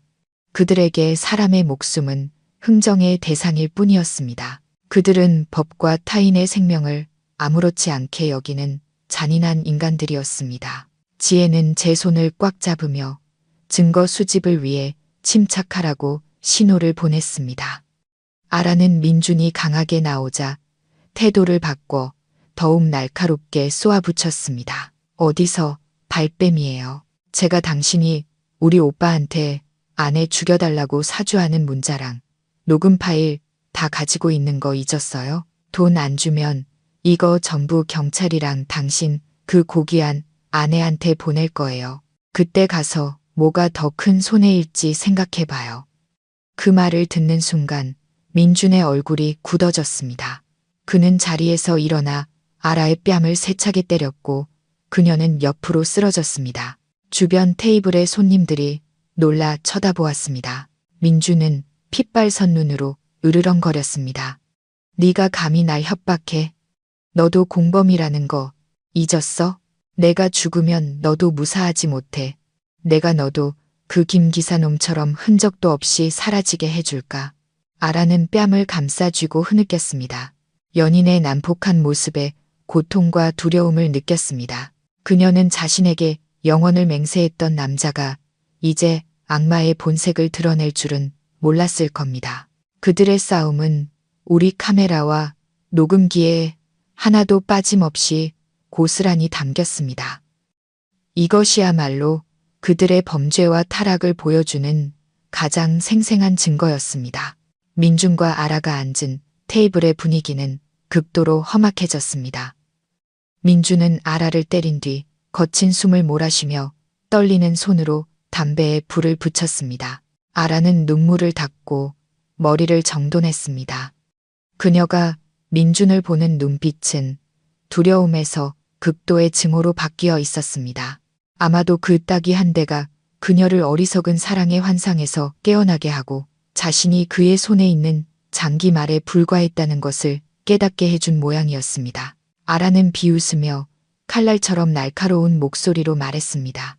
날 죽이겠다고요? 내가 무서워할 것 같아요. 당신이야말로 비겁하고 잔인하고 쓸모없는 남자예요. 그러니 당신 아내가 5년 동안 아이 하나 못 낳았겠죠. 민주는 그 자리에 얼어붙었고 손에 들고 있던 담배가 바닥으로 떨어졌습니다. 그는 주위에 누가 들었을까봐 안절부절 못하며 소리쳤습니다. 너 무슨 소리 하는 거야? 입 다물어. 하지만 아라는 멈추지 않았습니다. 그녀는 상처 입은 짐승처럼 적에게 달려들었습니다. 그녀는 주위의 시선에도 아랑곳하지 않고 소리쳤습니다. 내가 모를 줄 알아요. 당신 불임이잖아요. 5년 동안 아내한테 쓴 한약 먹이면서 온 가족이 그분을 애 못 낳는다고 구박하게 만들었죠. 정작 아버지 될 능력이 없는 건 당신이면서 3년 전에 비뇨기과에서 검사받은 결과 회사 비밀 서랍에 숨겨둔 거 내가 다 촬영해놨어요. 나까지 속이려고 했어요? 내가 아무것도 얻지 못한 채 당신 가정 파괴한 상간녀라는 오명만 쓰게 하려고요. 아라의 말은 조용한 카페에 터진 폭탄과도 같았고 어두운 구석에 숨어있던 제 심장에도 터졌습니다. 귀가 먹먹해지고 세상이 빙빙 돌았습니다. 저는 쓰러지지 않기 위해 테이블 모서리를 피가 나도록 꽉 붙잡았습니다. 불임, 민준이 불임이라고. 지난 5년간 저는 아이를 낳지 못한다는 죄명 아래 지옥 같은 삶을 살았습니다. 혀가 마비될 정도로 쓴 약을 수천 첩이나 마셨고 뼛속까지 아픈 배란 유도 주사를 맞았으며 전국의 사찰을 돌며 무릎 꿇고 빌었습니다. 생리가 시작될 때마다 저는 절망의 나락으로 떨어지며 스스로를 쓸모없는 인간이라고 자책했습니다. 시부모님은 저를 구박했고 친척들은 비웃었으며 민주는 늘 고상한 남편인 척 저를 위로했습니다. 그 모든 것이 비열한 연극이었습니다. 그는 원인이 자신에게 있다는 것을 알면서도 비겁하게 인정하지 않았습니다. 그는 자신의 하찮은 남성적 자존심을 지키기 위해 모든 죄를 제게 뒤집어 씌웠습니다. 그는 제가 고통스럽게 약을 마시고 매일 밤 우는 것을 보면서도 조금의 동정심도 느끼지 않았습니다. 심지어 온 가족이 제 인격을 짓밟도록 내버려 두었습니다. 뜨거운 눈물이 쏟아졌습니다. 더 이상 슬픔 때문이 아니었습니다. 분노 때문이었습니다. 분노는 해일처럼 밀려와 남아있던 마지막 부부의 정마저 휩쓸어 갔습니다. 민주는 단지 제 재산을 빼앗기 위해 저를 죽이려 한 것이 아니었습니다. 그는 이 끔찍한 거짓말로 지난 5년간 제 영혼과 청춘, 그리고 믿음을 죽여왔던 것입니다. 지혜는 저를 꼭 안아주었습니다. 그녀도 너무나 안타깝고 분해서 저를 따라 울었습니다. 지혜는 제 귓가에 속삭였습니다. 서연아, 울지 마. 그런 인간 때문에 더 이상 울지 마. 이제 진실을 알았으니 내 눈물 한 방울 한 방울의 대가를 치르게 하기 위해 더 강해져야 해. 이 진실은 내가 시댁 앞에서 당당하게 이혼하고 명예를 되찾을 수 있는 최고의 무기가 될 거야. 저편 테이블에서 민주는 핏기 하나 없는 얼굴로 돌처럼 굳어 있었습니다. 그는 자신이 숨겨온 끔찍한 비밀이 이렇게 폭로될 줄은 꿈에도 몰랐을 겁니다. 그날 카페를 나오면서 저는 다시 한번 죽었다 살아난 기분이었습니다. 지난번 교통사고가 육체의 부활이었다면 오늘 알게 된 민준의 불임 사실은 제 영혼의 부활이었습니다. 지난 5년간 저는 고개를 숙이고 인내하고 죄인처럼 자책하며 살아왔습니다. 그들이 제 자존심을 짓밟도록 내버려 두었고 단지 아내의 의무를 다하기 위해 몸이 망가질 정도로 약을 마셨습니다. 하지만 그 모든 것이 가치 없는 인간을 위한 어리석고 맹목적인 희생이었습니다. 저는 지혜의 차에 앉아 눈물로 흐릿해진 창밖으로 분주한 사람들을 바라보았습니다. 하지만 이번 눈물은 더 이상 약함의 눈물이 아니었습니다. 깨달음의 눈물이었습니다. 저는 눈물을 닦고 지혜를 돌아보며 단호하게 말했습니다. 지혜야, 당장 이혼 소송 준비해줘. 저 짐승 같은 인간과 단 1초도 더 같이 살 수 없어. 내 5년의 청춘과 명예에 대한 대가를 반드시 치르게 할 거야. 지혜는 고개를 끄덕였습니다. 그녀의 눈은 결의로 빛났습니다. 그녀는 저를 곧장 공증사무소로 데려가 우리가 방금 수집한 모든 증거를 복사했습니다. 카페에서의 싸움 녹음 파일부터 민준의 협박 문자, 그리고 아라가 제공한 불임 진단서까지 모든 것이 민준의 인생을 감옥에 묻어버릴 만큼 강력한 고소 자료로 묶였습니다. 저는 지혜에게 살인교사 혐의와 민준의 경제 범죄에 대한 고소장을 경찰에 제출해달라고 부탁하는 것도 잊지 않았습니다. 민준에게는 돈과 인맥이 있기에 이 싸움이 힘들 것이라는 걸 알았지만 더 이상 두렵지 않았습니다. 저는 이미 죽음의 문턱을 넘었고 인간의 가장 잔인한 면을 맛보았습니다. 더 이상 저를 두렵게 할 것은 없었습니다. 그날 오후 저는 완전히 다른 마음가짐으로 집에 돌아왔습니다. 저는 더 이상 주눅든 며느리가 아니었습니다. 저는 고개를 빳빳이 들고 차가운 눈빛으로 집 안으로 들어섰습니다. 김 회장님과 박 여사님은 거실에서 TV를 보고 있다가 저를 발견하고는 혀를 차며 빈정거렸습니다. 어딜 하루 종일 쏘다니다. 이제 와. 밥도 안 하고 집도 안 치우고 정말 쓸모없는 식충이야. 예전 같았으면 고개를 숙이고 사과한 뒤 부엌으로 향했겠지만 오늘은 그저 비웃음을 날리고 곧장 위층으로 올라갔습니다. 제 태도에 박 여사님은 불같이 화를 냈지만 저는 못 들은 척했습니다. 저는 침실로 들어가 제 개인 물품 중 가장 중요한 것들만 챙기기 시작했습니다. 낡은 옷들, 제가 아껴서 산 값싼 장신구들은 모두 남겨두었습니다. 저는 오직 제 자신에게 속한 것들, 부모님과의 추억이 담긴 물건들만 챙겼습니다. 저는 화장대 서랍을 열어 5년 전 찍은 결혼 사진을 꺼냈습니다. 사진 속 저는 옆에 선 남자를 전적으로 신뢰하며 환하게 웃고 있었습니다. 민준도 웃고 있었지만 지금 다시 보니 그 미소에는 계산과 가식이 가득했습니다. 저는 가위로 사진을 반으로 잘랐습니다. 이 악연을 끊어내듯 단호하게. 민준의 모습이 담긴 반쪽은 구겨서 쓰레기통에 던져버렸습니다. 제 모습이 담긴 반쪽은 조심스럽게 펴서 지갑에 넣었습니다. 이 여자는 더 행복해질 자격이 있다고 스스로에게 말해주었습니다. 그날 밤 민준은 만취 상태로 집에 돌아왔습니다. 그는 비틀거리며 방으로 들어왔고 지독한 술 냄새를 풍겼습니다. 그가 책을 읽고 있는 저를 보자 그는 술주정을 부리며 그동안의 분노와 두려움을 제게 쏟아냈습니다. 너는 재앙 덩어리야. 너랑 결혼한 뒤로 되는 일이 하나도 없어. 당장 내 눈앞에서 사라져. 저는 책을 덮고 연민의 눈으로 그를 쳐다보았습니다. 저는 태연하게 대답했습니다. 걱정 말아요. 곧 떠날 테니. 하지만 떠나기 전에 당신이 내게 한 모든 것을 그대로 돌려줄 거예요. 제 낯선 태도에 민주는 잠시 움찔했지만 이내 술기운에 못 이겨 침대 위로 쓰러져 코를 골기 시작했습니다. 저는 잠든 그를 보며 생각했습니다. 푹 자둬요, 민준 씨. 이 저택에서의 마지막 편안한 잠이 될 테니까. 다음 날 아침, 저는 아라에게 먼저 연락했습니다. 저는 그녀에게 사람이 없는 공원으로 나오라고 했고, 우리는 누구의 방해도 받지 않고 솔직하게 이야기할 수 있었습니다.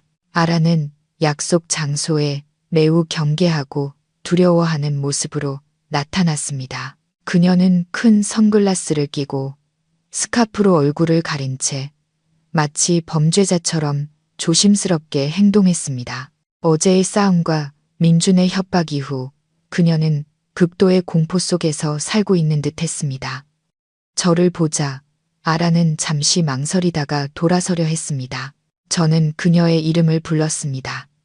목소리는 차분했지만 힘이 실려 있었습니다. 아라 씨, 나 무서워할 필요 없어요. 바람 피운 거 따지러 온 거 아니니까. 당신 목숨 구해주러 온 거예요. 아라는 멈춰서서 제가 앉아있는 벤치로 조심스럽게 다가왔습니다. 그녀는 선글라스를 벗었고 멍들고 부은 눈이 드러났습니다. 그녀는 떨리는 목소리로 물었습니다. 저한테 뭘 원하세요? 전 민준 씨랑 헤어졌어요. 더 이상 그 사람이랑 상관없어요. 저는 씁쓸하게 웃으며 휴대폰에 동영상 하나를 보여주었습니다. 그 영상은 어젯밤 민준이 술을 마시고 돌아와 다른 낯선 남자와 이야기하는 것을 제가 몰래 촬영한 것이었습니다. 영상 속에서 민준은 취했지만 여전히 분노에 차 말했습니다. 그 아라라는 년이 너무 많은 걸 알아. 입을 막아야 해. 이번 일 처리해주면 김 기사 때보다 2배로 줄게. 영원히 사라지게 만들어줘. 사고든 독살이든 상관없어. 깨끗하기만 하면 돼. 영상을 본 아라는 얼굴이 새하얗게 질렸고 손발이 떨려 휴대폰을 바닥에 떨어뜨렸습니다. 그녀는 입을 막고 공포에 질려 흐느끼기 시작했습니다. 그녀는 민준이 입막음을 위해 내연녀까지 죽이려 할 정도로 잔인한 인간일 줄은 몰랐던 것입니다. 저는 휴대폰을 주어 아라에게 건네며 부드럽게 말했습니다. 봤죠? 민준에게 당신도 나처럼 그저 장기말, 소모품일 뿐이에요. 이용 가치가 없어지거나 위험 요소가 되면 그는 망설임 없이 당신을 제거할 거예요. 그가 당신을 사랑한다고 생각해요. 아니요. 그는 오직 자기 자신과 자기 돈만 사랑해요. 아라는 제 손을 꽉 잡으며 애원했습니다. 언니, 제발 저 좀 살려주세요. 죽고 싶지 않아요. 저는 아직 젊고 시골에 늙은 부모님도 계세요. 제가 잘못했어요. 언니 가정을 파괴한 거 정말 죄송해요. 하지만 제발 저 좀 살려주세요. 저는 아라를 보았습니다. 마음속에 더 이상 질투심은 없었고 어리석은 한 여인에 대한 연민만이 남았습니다. 저는 말했습니다. 살고 싶으면 방법은 하나뿐이에요. 나와 협력해야 해요. 당신이 증인이 되어 법 앞에서 민준의 모든 죄를 폭로해야 해요. 그가 감옥에 가야만 당신도 안전해질 수 있어요. 법은 뉘우치고 협조하는 사람에게는 관용을 베풀 거예요. 아라는 눈물을 흘리며 고개를 끄덕였습니다. 그녀는 그동안 민준과 주고받았던 모든 문자, 녹음 파일, 그리고 그와 사귀면서 알게 된 민준의 자금 세탁 증거까지 모두 제출하겠다고 약속했습니다. 그녀는 법정에서 민준이 김 기사를 고용해 저를 죽이려 했다는 사실을 증언하겠다고도 했습니다. 저는 아라에게 비행기 표와 약간의 현금을 주며 며칠 동안 안전한 곳에 가 있으라고 말했습니다. 경찰이 수사에 착수할 때까지 멀어지는 아라의 뒷모습을 보며 저는 안도의 한숨을 내쉬었습니다. 이제 제 손에는 가장 중요한 히든카드가 쥐어졌습니다. 배신당한 여자들의 연대가 결성되었고 우리의 유일한 목표는 저 비열한 남자를 무너뜨리는 것이었습니다. 운명의 날이 마침내 다가왔습니다. 저는 아침 일찍 시장에 가서 시댁 식구들이 좋아하는 온갖 산해진미를 사왔습니다. 랍스터, 킹크랩, 제비즙, 전복까지.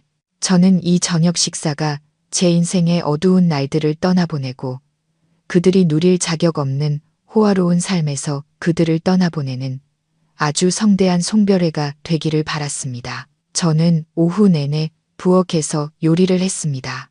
맛있는 냄새가 온 집안에 퍼지자 김 회장님과 박 여사님은 매우 놀라워했습니다. 그들은 저것이 드디어 정신을 차렸구나. 잘못을 빌고 시부모에게 잘 보이려고 저러는 거겠지 하고 수군거렸습니다. 박 여사님은 오가며 만족스러운 표정으로 음식을 쳐다보았고 가끔은 거만한 태도로 제게 이것저것 가져오라고 시켰습니다. 저녁이 되자 민준도 평소보다 일찍 집에 돌아왔습니다. 그는 가득 차려진 음식을 보고 눈을 빛냈고 며칠간 굳어있던 표정도 조금 풀렸습니다. 그는 제가 두려움에 굴복하여 재산 포기 각서에 서명하기로 마음먹고 이런 잔치를 벌였다고 생각하는 듯 했습니다. 온 가족이 식탁에 둘러앉았습니다. 분위기는 가식적으로 화기애애했지만 모두들 마음속에는 각자의 계산이 있었습니다. 저는 한 사람 한 사람에게 와인을 따라 주었습니다. 저는 잔을 들고 민준과 시부모님의 눈을 똑바로 쳐다보며 부드럽지만 의미심장한 목소리로 말했습니다. 아버님, 어머님, 그리고 민준 씨. 이 식사는 제 진심을 다해 준비했습니다. 맛있게 드세요. 아마 우리가 다 함께 앉아 먹는 마지막 식사가 될지도 모르겠네요. 킹크랩 다리를 뜯던 박 여사님은 그 자리에서 멈칫했습니다. 그녀는 미간을 찌푸리며 물었습니다. 너 지금 무슨 재수없는 소리를 하는 거야? 마지막이라니. 그게 무슨 뜻이야? 집을 나가겠다는 거야? 아니면 이 집안 사람들 다 죽으라고 저주하는 거야? 저는 대답 대신 미소를 지으며 TV 리모컨을 들었습니다.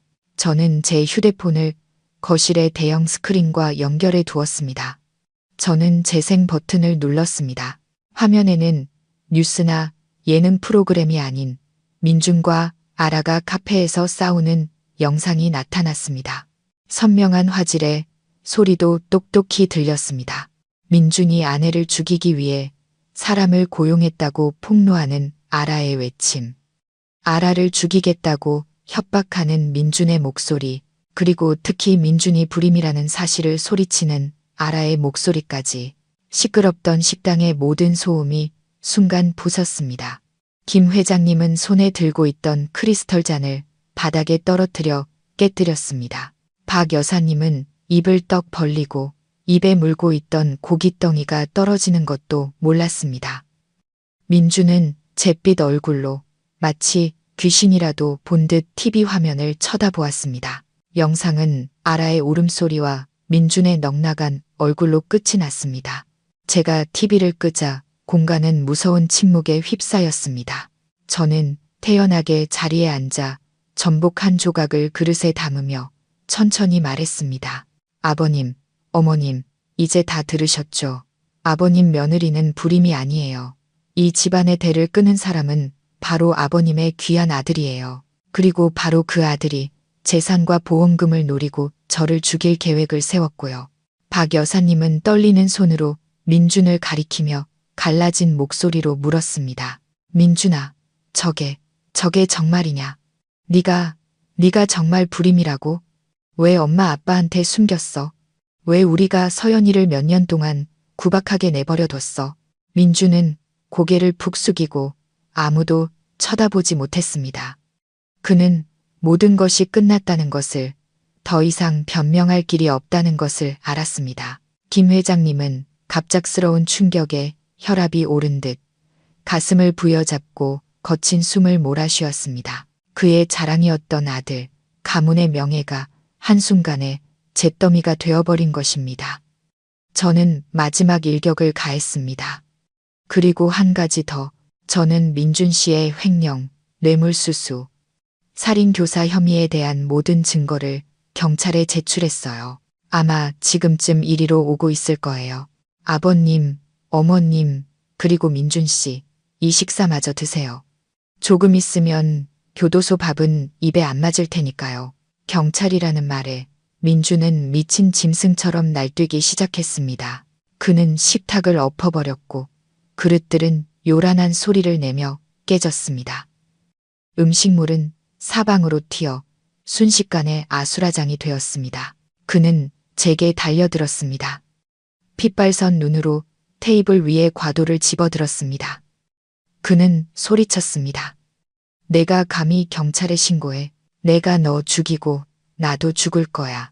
이 나쁜 년, 네가 내 인생을 망쳤으니 나도 널 살려두지 않겠어. 저는 그의 난동을 예상하고 있었기에 재빨리 뒤로 물러나 큰 의자 뒤에 숨었습니다. 김 회장님과 박 여사님은 경악하며 아들을 말렸습니다. 박 여사님은 민준의 다리를 붙잡고 울며 애원했습니다. 민준아, 제발 진정해. 너 정말 살인자가 될 셈이야.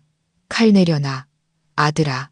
민준은 어머니를 거칠게 뿌리쳤습니다. 궁지에 몰린 자의 힘은 그를 미치광이로 만들었습니다. 그는 계속해서 제게 달려들었고 날카로운 칼끝이 제 가슴 바로 앞까지 다가왔습니다. 저는 숨을 참았습니다. 심장이 터질 듯 뛰었고 옆에 있던 화병을 들어 스스로를 방어하려 했습니다. 바로 그 절체절명의 순간 저택 밖에서 경찰차의 사이렌 소리가 요란하게 울려 퍼졌습니다. 확성기를 통해 김민준에게 무기를 버리고 투항하라는 단호한 목소리가 들려왔습니다. 집은 이미 포위되어 있었고 대문이 부서지며 수십 명의 경찰들이 총을 든 채 들이닥쳤습니다. 민준은 그 자리에 굳어버렸고 손에 들고 있던 칼이 바닥으로 떨어졌습니다. 그는 경찰 제복을 보자 다리에 힘이 풀렸습니다. 모든 광기는 사라지고 막다른 길에 몰린 범죄자의 극심한 공포만이 남았습니다. 경찰 2명이 민준에게 달려들어 그의 팔을 뒤로 꺾고 차가운 수갑을 채웠습니다. 철컥하는 소리는 탐욕스럽고 잔인했던 한 남자의 인생의 마침표를 찍는 소리였습니다.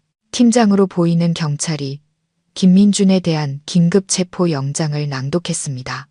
김민준 씨, 살인교사, 사기, 뇌물 공여 혐의로 당신을 체포합니다. 당신은 묵비권을 행사할 수 있으며 지금부터 당신이 하는 모든 말은 법정에서 불리하게 작용할 수 있습니다. 민준은 고개를 숙인 채 끌려 나갔습니다. 그는 제 눈을 쳐다보지 못했습니다. 박 여사님은 아들을 따라가며 비통하게 울부짖었습니다. 내 아들아, 왜 이렇게 됐니?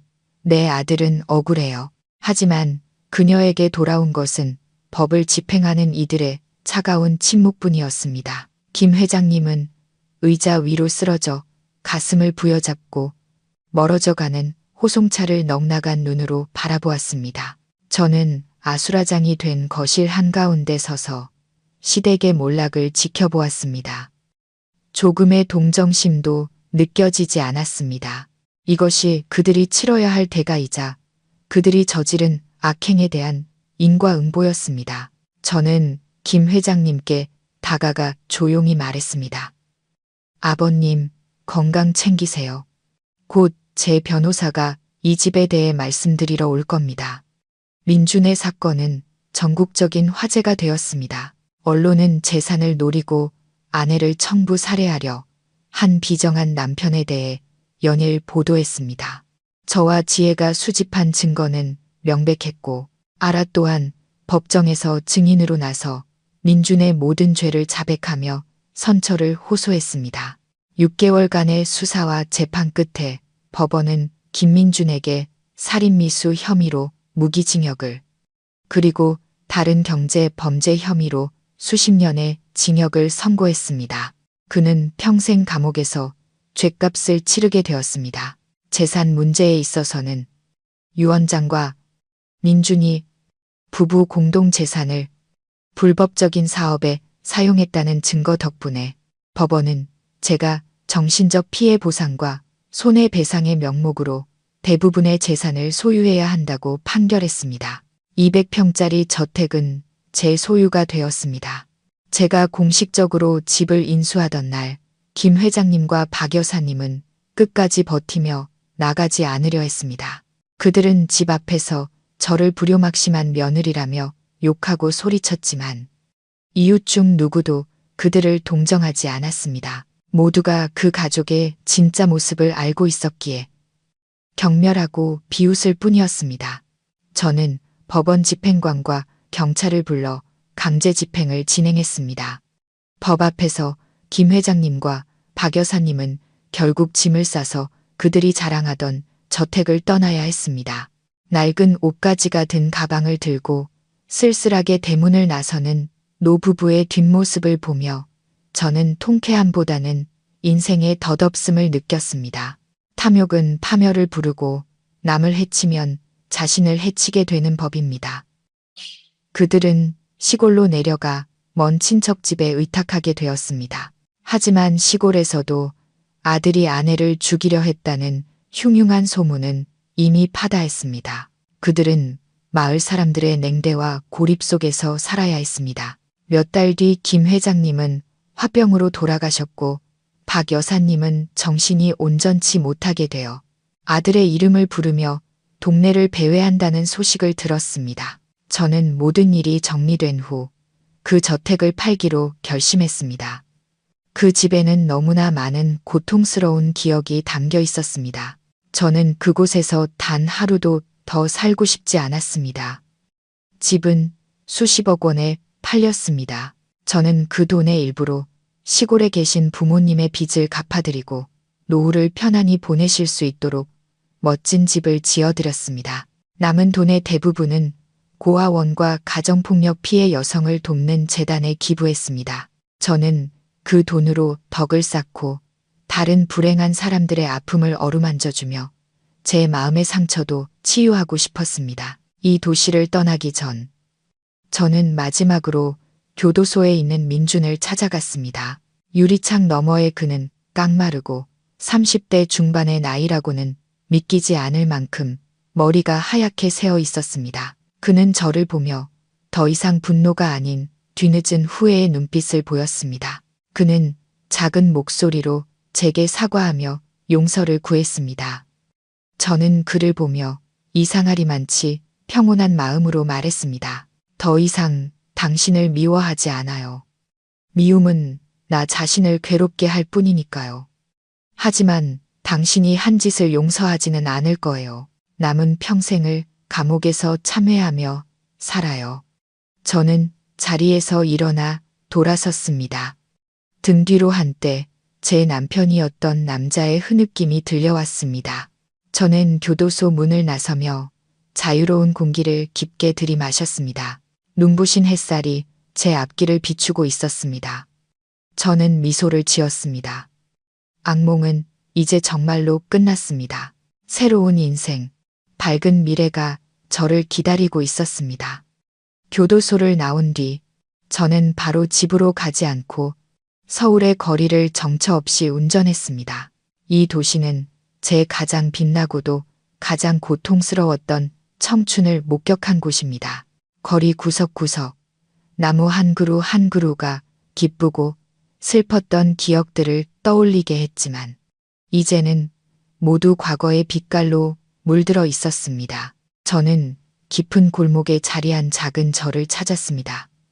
제가 가장 절망적이었던 시절, 기도를 드리러 자주 왔던 곳입니다. 하지만 오늘은 제 자신을 위해 무언가를 빌려온 것이 아니었습니다. 그 시련을 이겨낼 힘을 주신 부처님께 감사 인사를 드리러 온 것이었습니다. 자비로운 관세음보살상 앞에 서자 마음이 천근만근의 짐을 내려놓은 듯 가벼워졌습니다. 해질녘에 울려 퍼지는 종소리는 제 영혼을 맑게 씻어주는 듯했습니다. 저는 깨달았습니다. 복수가 아무리 달콤하다 해도 마음에 분노가 남아있다면 온전한 행복을 가져다 줄 수 없다는 것을. 민주는 죗값을 치렀고 그의 가족도 응당한 벌을 받았습니다. 그것으로 충분했습니다. 이제는 모든 것을 내려놓고 제 자신을 위해 살아야 할 때였습니다. 텅 비고 차가워진 저택으로 돌아와 저는 지옥 같았던 결혼 생활의 마지막 잔재들을 정리하기 시작했습니다. 민준이나 시댁 식구들을 떠올리게 하는 것은 아무것도 가져가지 않았습니다. 금고를 열어 두꺼운 진료 기록처를 꺼냈습니다. 수많은 초음파 사진, 제가 5년 내내 마셨던 한약과 양약 처방전들이었습니다. 그것들을 보자 약 부작용으로 인한 극심한 복통과 밤새워 토했던 기억, 그리고 임신 테스트기의 한 줄을 보며 흘렸던 굴욕의 눈물이 떠올라 소름이 돋았습니다. 저는 그 모든 것을 한때 민준이 손님을 접대하기 위해 정성껏 가꾸었던 넓은 정원으로 가져갔습니다. 저는 그 서류들을 큰 쇠 대야에 쌓았습니다.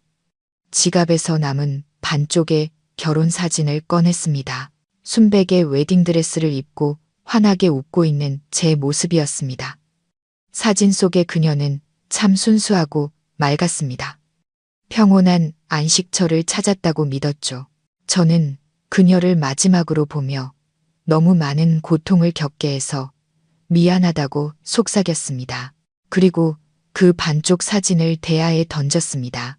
불길이 맹렬하게 타오르며 고통의 기억이 담긴 종이들을 삼켰습니다.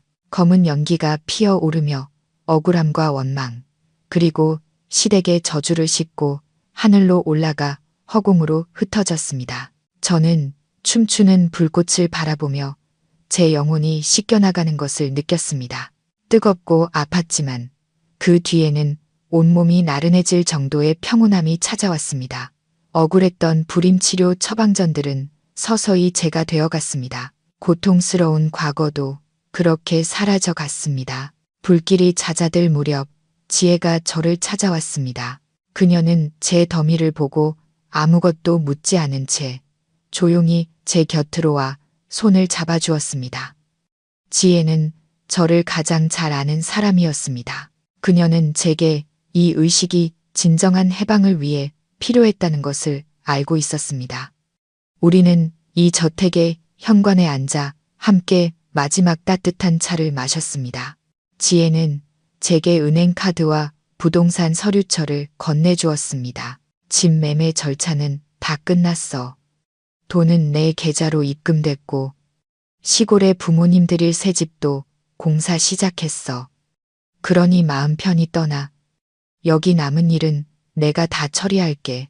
저는 지혜의 손을 잡고 눈물을 글썽였습니다.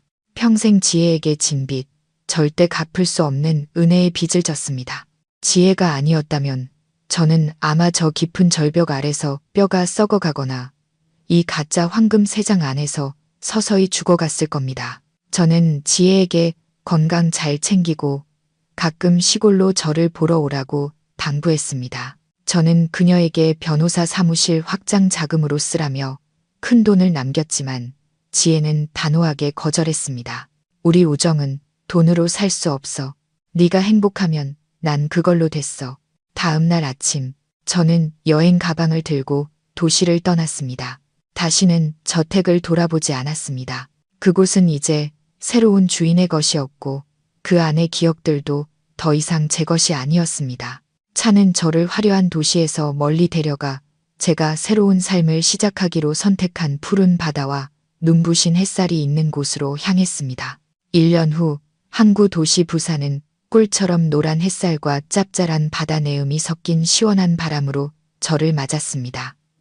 저는 이곳을 새로운 정착지로 선택했습니다. 바다의 자유로움과 너그러움을 사랑했기 때문입니다. 바다는 모든 근심을 씻어주고 모든 마음의 상처를 치유해 줄 수 있을 것 같았습니다. 저는 기부와 부모님을 위한 집을 짓고 남은 돈으로 바다에서 몇 걸음 떨어진 조용한 거리에 작은 꽃집을 열었습니다. 제 꽃집의 이름은 소박하게 안녕이라고 지었습니다. 안녕 안녕, 평안하고 무사하다는 뜻이죠. 제 남은 인생에 바라는 모든 것이 담긴 이름이었습니다. 저는 매일 아주 일찍 일어났습니다. 바다 위로 새벽이 밝아올 때 자전거를 타고 꽃시장에 가서 이슬을 머금은 가장 신선하고 아름다운 꽃들을 직접 골랐습니다. 부드러운 꽃잎을 만지고 달콤한 자연의 향기를 맡는 그 순간을 사랑했습니다. 가게로 돌아와서는 정성껏 꽃을 다듬어 손님을 맞을 아름다운 꽃병을 만들었습니다. 가게 안은 언제나 꽃향기와 부드러운 음악 소리로 가득했습니다. 제 손님들은 주로 마음씨 좋은 동네 주민들과 아름다움을 사랑하는 여행객들이었습니다. 그들은 단지 꽃을 사기 위해서가 아니라 늘 웃는 가게 주인과 소소한 일상 이야기를 나누기 위해 가게에 들르곤 했습니다. 사람들은 제게 손재주가 좋고 햇살 같은 미소를 가졌다고 말했습니다. 저를 보면 덩달아 기분이 좋아지고 긍정적인 에너지를 얻는다고요.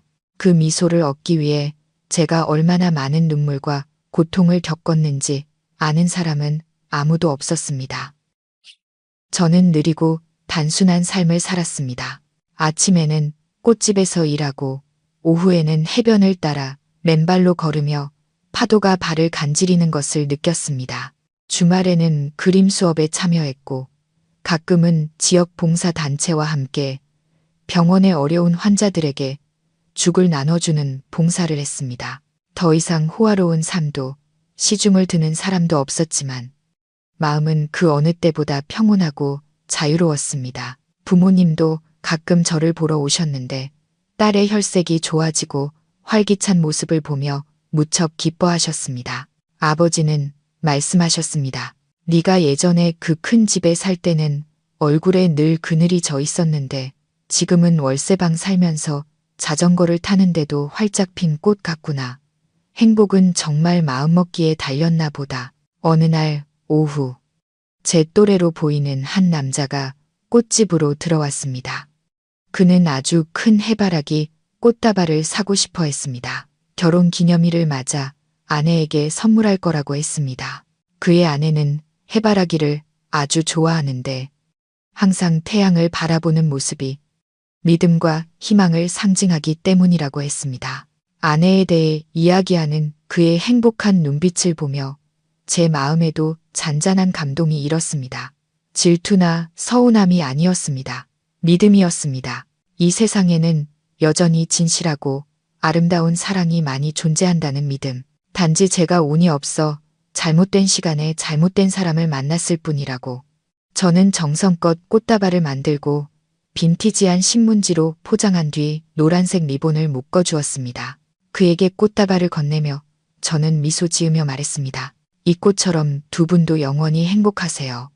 그는 고맙다고 인사하고는 따뜻한 햇살을 가득 안고 떠났습니다. 저는 가게에 홀로 남아 테이블 위에 노란 해바라기를 바라보았습니다. 꽃들은 등 뒤의 어둠에도 굴하지 않고 당당하게 빛을 향해 고개를 들고 있었습니다. 그 속에서 제 모습을 보았습니다. 저도 저 해바라기처럼 폭풍우 속에서 짓밟혔지만 결코 쓰러지지 않았습니다. 저는 여전히 꿋꿋이 서서 삶과 기쁨을 찾아 태양을 향하고 있습니다. 세상의 인과응보는 분명히 존재합니다. 악한 일을 한 사람은 벌을 받고 선하게 사는 사람은 평온을 찾게 될 것입니다. 저는 폭풍우를 겪었기에 맑은 날의 소중함을 알게 되었습니다. 미래가 어떻게 될지는 모릅니다. 누군가 제 삶에 들어와 이 마음을 온전히 치유해 줄지 아닐지는요. 하지만 그것은 더 이상 중요하지 않습니다. 중요한 것은 이제 제가 제 자신을 사랑하는 법을 알고 현재의 모든 순간을 즐길 줄 안다는 것입니다. 밖에서는 파도 소리가 영원의 노래를 부르고 있습니다. 저녁 햇살이 세상을 꿀처럼 노랗게 물들이고 있었습니다. 저는 조용히 눈을 감고 백합과 장미, 국화향이 어우러진 향기를 깊게 들이마셨습니다. 제 마음속에는 이제 평온이라는 두 글자만이 남아 있었습니다. 행복은 사실 멀리 있지 않았습니다. 그것은 바로 우리 각자의 평온한 마음속에 있었습니다. 저는 자리에서 일어나 나무 문에 마감 팻말을 걸고 낡은 자전거를 끌고 나섰습니다.